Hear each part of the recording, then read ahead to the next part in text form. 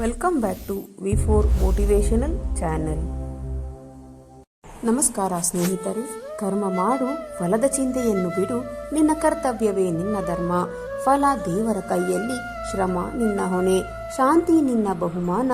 ಭಯದಿಂದ ದೂರವಾಗು, ನಿನ್ನೊಳಗೆ ಶಕ್ತಿ ಇದೆ, ಆತ್ಮ ಅಜಯವಾದುದು, ಕಾಲ ಅದನ್ನು ಸೋಲಿಸಲಾರದು, ನೀನು ಶಾಶ್ವತ.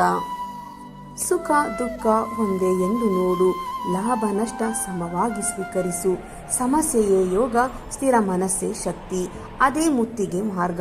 ಕೋಪ ನಿನ್ನ ಶತ್ರು, ಆಸಕ್ತಿ ನಿನ್ನ ಬಂಧನ, ಜ್ಞಾನ ನಿನ್ನ ಆಯುಧವಾಗಲಿ, ವೈರಾಗ್ಯ ನಿನ್ನ ಕವಚವಾಗಲಿ, ಶಾಂತಿ ನಿನ್ನ ಗುರಿಯಾಗಲಿ. ನಿನ್ನ ಕರ್ತವ್ಯದಿಂದ ಓಡಬೇಡ, ಸತ್ಯ ಮಾರ್ಗವನ್ನು ಬಿಡಬೇಡ. ಧೈರ್ಯದಿಂದ ನಡೆದರೆ ದೇವರು ನಿನ್ನ ಜೊತೆ ಇರುತ್ತಾನೆ. ವಿಜಯ ನಿಶ್ಚಿತ, ದೇಹ ನಾಶವಾಗುತ್ತದೆ, ಆದರೆ ಆತ್ಮ ಅಮರ. ಜನ್ಮ ಮರಣ ಚಕ್ರದಲ್ಲಿ ಸತ್ಯ ಒಂದೇ, ಆತ್ಮದ ಅರಿವು. ನಿನ್ನ ಮನಸ್ಸನ್ನು ನಿಯಂತ್ರಿಸು, ಇಂದ್ರಿಯಗಳನ್ನು ವಶಪಡಿಸು, ಬುದ್ಧಿಯನ್ನು ಶುದ್ಧಗೊಳಿಸು, ಜ್ಞಾನವನ್ನು ಬೆಳೆಸು, ಆಗ ನೀನೇ ಯೋಗಿ. ಅಹಂಕಾರವನ್ನು ತ್ಯಜಿಸು, ನಾನು ಎಂಬ ಭಾವವನ್ನು ಬಿಡು. ಎಲ್ಲವೂ ಈಶ್ವರನದು, ನೀನು ಆತನ ಅಂಶ ಮಾತ್ರ. ಈ ಅರಿವು ಇದ್ದರೆ ಸಾಕು. ಜೀವನದಲ್ಲಿ ಯಾವುದು ಸಂಭವಿಸಬೇಕೋ ಅದೇ ಸಂಭವಿಸುತ್ತದೆ. ಚಿಂತೆ ಮಾಡುವುದು ವ್ಯರ್ಥ. ನೀನು ನಿನ್ನ ಕರ್ತವ್ಯ ಮಾಡು, ನಂಬಿಕೆ ನಿನ್ನ ಶಕ್ತಿಯಾಗಲಿ.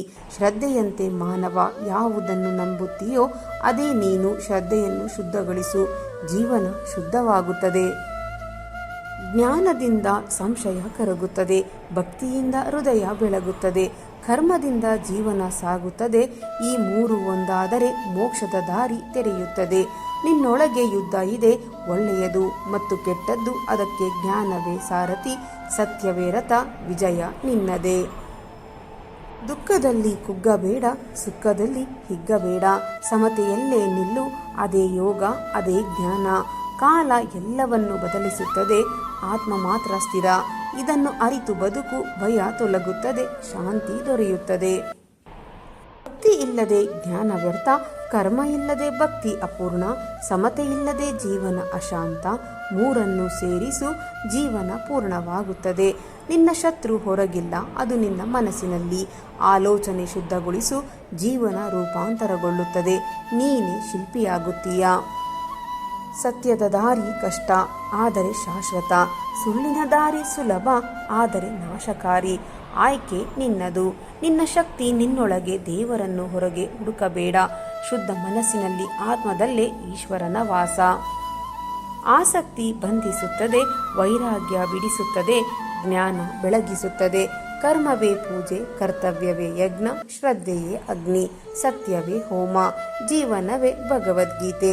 ಯಾವುದನ್ನು ಶಾಶ್ವತ ಎಂದು ಭಾವಿಸಬೇಡ, ಬದಲಾವಣೆ ಕಾಲದ ಧರ್ಮ. ಇದನ್ನು ಒಪ್ಪಿಕೊಂಡಾಗ ದುಃಖ ಕರಗುತ್ತದೆ, ಬುದ್ಧಿ ಬೆಳೆಯುತ್ತದೆ. ಯಾವುದೇ ಕಾರಣಕ್ಕೂ ನಿನ್ನ ಪ್ರಯತ್ನ ಬಿಡಬೇಡ. ಫಲ ತಡವಾದರೂ ಶ್ರಮ ವ್ಯರ್ಥವಾಗುವುದಿಲ್ಲ.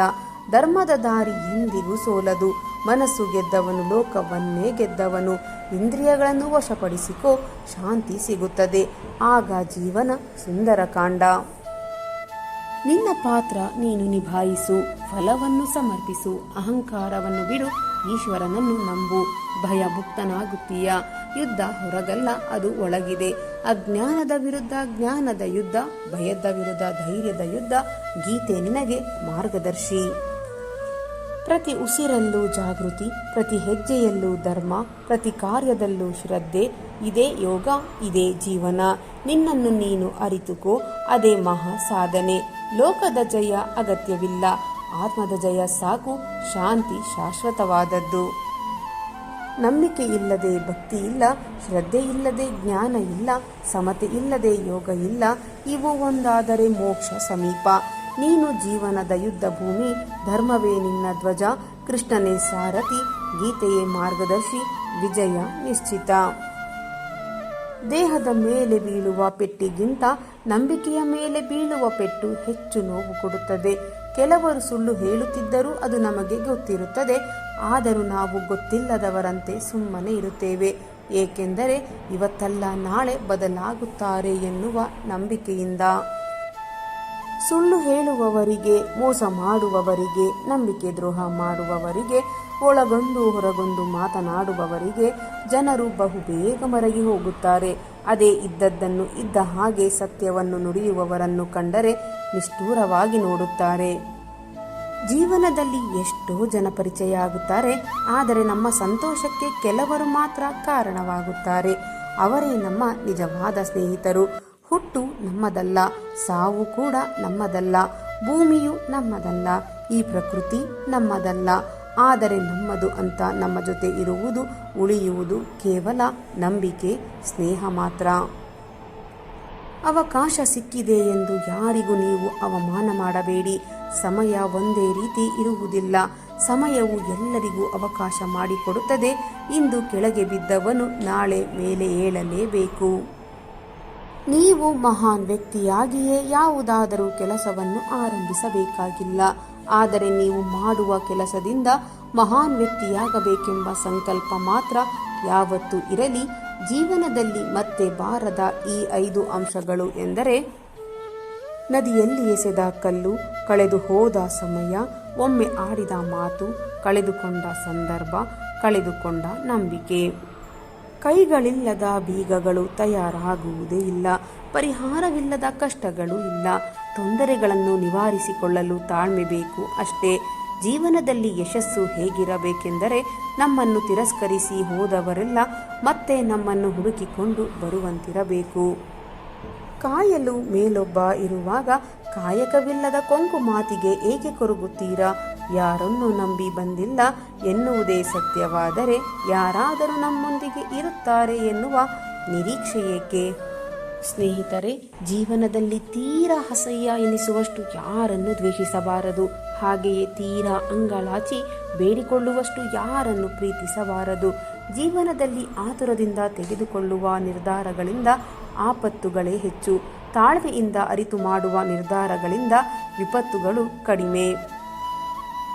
ಸಂಬಂಧಗಳು ಚೆನ್ನಾಗಿ ಇರುವಾಗ ದೊಡ್ಡ ದೊಡ್ಡ ತಪ್ಪುಗಳು ಚಿಕ್ಕದಾಗಿ ಕಾಣುತ್ತವೆ. ಅದೇ ಸಂಬಂಧಗಳು ಕೆಟ್ಟಾಗ ಚಿಕ್ಕ ಚಿಕ್ಕ ತಪ್ಪುಗಳು ತುಂಬ ದೊಡ್ಡದಾಗಿ ಕಾಣುತ್ತವೆ. ಜೀವನದಲ್ಲಿ ಸಹಿಸಲಾಗದ ಅತಿ ನೋವಿನ ಸುಖಕರ ದೊಡ್ಡ ಘಟನೆಯೊಂದು ನಡೆದಾಗ ಮನಸ್ಸು ಕರಗುತ್ತದೆ ಹಾಗೂ ಮರಗುತ್ತದೆ. ಸ್ವಲ್ಪ ದಿನಗಳ ನಂತರ ಅದು ಗಟ್ಟಿಯಾಗುತ್ತದೆ. ಏಕೆಂದರೆ ಅದಕ್ಕಿಂತ ದೊಡ್ಡದು ಮುಂದೆ ನಡೆಯುವುದು ಏನೂ ಇಲ್ಲವೆಂದು. ಬದಲಾಗಬೇಕಾಗಿರುವುದು ನಮ್ಮ ಹಣೆಬರಹ ಅಲ್ಲ, ಮೊದಲು ನಾವು ಬದಲಾಗಬೇಕು. ನಾವು ನೋಡುವ ದೃಷ್ಟಿಕೋನ ಬದಲಾಗಬೇಕು. ಬದಲಾದಂತೆ ಕಾಣುತ್ತದೆ. ಜೀವನದಲ್ಲಿ ಒಂಟಿಯಾಗಿರುವುದಕ್ಕೆ ಆದಷ್ಟು ಪ್ರಯತ್ನಿಸು. ಏಕೆಂದರೆ ಜೀವನ ಪೂರ್ತಿ ನಿನ್ನ ಜೊತೆಯಲ್ಲೇ ಇರುತ್ತೇನೆ ಅಂತ ಹೇಳಿದವರೇ ನಿನ್ನನ್ನು ಬಿಟ್ಟು ಹೋಗುತ್ತಾರೆ. ಮಲ್ಲಿಗೆಗೆ ಸುವಾಸನೆ ಕೊಟ್ಟ ಭಗವಂತ ಆಯಸ್ಸನ್ನು ಕೊಡಲು ಮರೆತ. ವಜ್ರಕ್ಕೆ ಹೊಳಪು ಮತ್ತು ಆಯಸ್ಸನ್ನು ಕೊಟ್ಟ ಭಗವಂತ ಕಲ್ಲನ್ನಾಗಿಸಿದ. ಭಗವಂತ ಎಲ್ಲರಿಗೂ ಒಂದೊಂದು ಕೊರತೆಯನ್ನು ಕೊಟ್ಟಿರುತ್ತಾನೆ. ಮನೆ ಸಣ್ಣದಾದರೂ ಮನಸ್ಸು ದೊಡ್ಡದಿರಲಿ. ಹೃದಯ ಚಿಕ್ಕದಾದರೂ ಪ್ರೀತಿ ಸ್ನೇಹ ಬೆಟ್ಟದಷ್ಟಿರಲಿ. ಹಣದಲ್ಲಿ ಬಡತನ ಇದ್ದರೂ ಗುಣದಲ್ಲಿ ಶ್ರೀಮಂತಿಕೆ ಇರಲಿ. ನೆನಪಿರಲಿ ಸ್ನೇಹಿತರೆ, ಕೋಪ ಮಾಡಿಕೊಳ್ಳುವವರನ್ನು ಯಾವತ್ತೂ ಅವಮಾನಿಸಿ ದೂರ ತಳ್ಳಬೇಡಿ. ಕೋಪದ ಹಿಂದೆ ಕಲ್ಪನೆಗೂ ಸಿಗದ ಪ್ರೀತಿ ಇದೆ ಎಂಬುದನ್ನು ಮರೆಯದಿರಿ. ಅವಶ್ಯಕತೆ ಇದ್ದಾಗ ಮಾತ್ರ ನಮ್ಮನ್ನು ನೆನಪು ಮಾಡುವವರೇ ಬುದ್ಧಿವಂತರು. ಅವರ ಮೇಲೆ ಅತಿಯಾದ ನಂಬಿಕೆ ಇಟ್ಟ ನಾವೇ ಶತದಡ್ಡರು. ಸಮಯ ಮತ್ತು ಪರಿಸ್ಥಿತಿ ಯಾವ ಕ್ಷಣದಲ್ಲಾದರೂ ಬದಲಾಗಬಹುದು.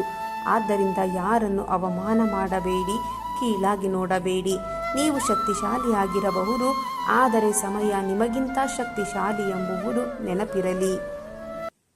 ನಮಗೆ ಗೌರವ ಕೊಡದವರ ಬಗ್ಗೆ ಯೋಚಿಸುತ್ತಾ ಕಾಲ ಕಳೆಯುವಷ್ಟು ಬದುಕು ದೊಡ್ಡದಲ್ಲ. ಅದೇ ಸಮಯವನ್ನು ನಮ್ಮನ್ನು ಪ್ರೀತಿಸುವವರೊಂದಿಗೆ ಕಳೆದು ನಿರಾಳರಾಗೋಣ. ಜೀವನದಲ್ಲಿ ಒಮ್ಮೆ ಕೆಳಗೆ ಬೀಳಲು ಪ್ರಯತ್ನಿಸು. ಯಾರು ನಿನ್ನನ್ನು ಎತ್ತಿಕೊಳ್ಳಲು ಬರುವುದಿಲ್ಲ. ನೀನು ಸ್ವಲ್ಪ ಎದ್ದು ನೋಡು, ಎಲ್ಲರೂ ನಿನ್ನನ್ನು ಬೀಳಿಸಲು ಬಂದೇ ಬರುತ್ತಾರೆ. ಎಷ್ಟೇ ಉನ್ನತವಾದ ಸ್ಥಾನವನ್ನು ಸಾಧಿಸಿದರೂ ಪರವಾಗಿಲ್ಲ, ಎಷ್ಟೇ ದೊಡ್ಡ ಪದವಿ ಪಡೆದರೂ ಪರವಾಗಿಲ್ಲ, ನೀವು ಮಾತನಾಡುವ ರೀತಿ ಮತ್ತು ಮಾನವೀಯತೆಯನ್ನು ಕಲಿಯದಿದ್ದರೆ ನೀವು ಅನಕ್ಷರಸ್ಥ ವ್ಯಕ್ತಿಗೆ ಸಮಾನ. ಸ್ನೇಹಿತರೆ, ಇಂದಿನ ಈ ನನ್ನ ವಿಡಿಯೋ ನಿಮ್ಮ ಮನಸ್ಸಿಗೆ ಸ್ವಲ್ಪವಾದರೂ ಪ್ರೇರಣೆ ನೀಡಿದರೆ ವಿಡಿಯೋಗೆ ಒಂದು ಲೈಕ್ ಮಾಡಿ, ಶೇರ್ ಮಾಡಿ. ನಿಮ್ಮ ಅಭಿಪ್ರಾಯವನ್ನು ಕಮೆಂಟ್ ಬಾಕ್ಸ್ನಲ್ಲಿ ಹಂಚಿಕೊಳ್ಳಿ. ನನ್ನ ಪ್ರಯತ್ನ ನಿಮಗೆ ಇಷ್ಟವಾಗಿದ್ದರೆ ದಯವಿಟ್ಟು ಈಗಲೇ ನನ್ನ ಚಾನಲನ್ನು ಸಬ್ಸ್ಕ್ರೈಬ್ ಮಾಡಿಕೊಳ್ಳಿ. ಮತ್ತೆ ಮುಂದಿನ ವಿಡಿಯೋದಲ್ಲಿ ಇದೇ ರೀತಿಯ ಹೊಸ ಮೋಟಿವೇಶನಲ್ ಮಾಹಿತಿಯೊಂದಿಗೆ ಭೇಟಿಯಾಗೋಣ. ಅಲ್ಲಿಯವರೆಗೆ ಸಕಾರಾತ್ಮಕವಾಗಿ ಯೋಚಿಸಿ ಸಂತೋಷವಾಗಿ ಬಾಳಿರಿ. ಧನ್ಯವಾದಗಳು.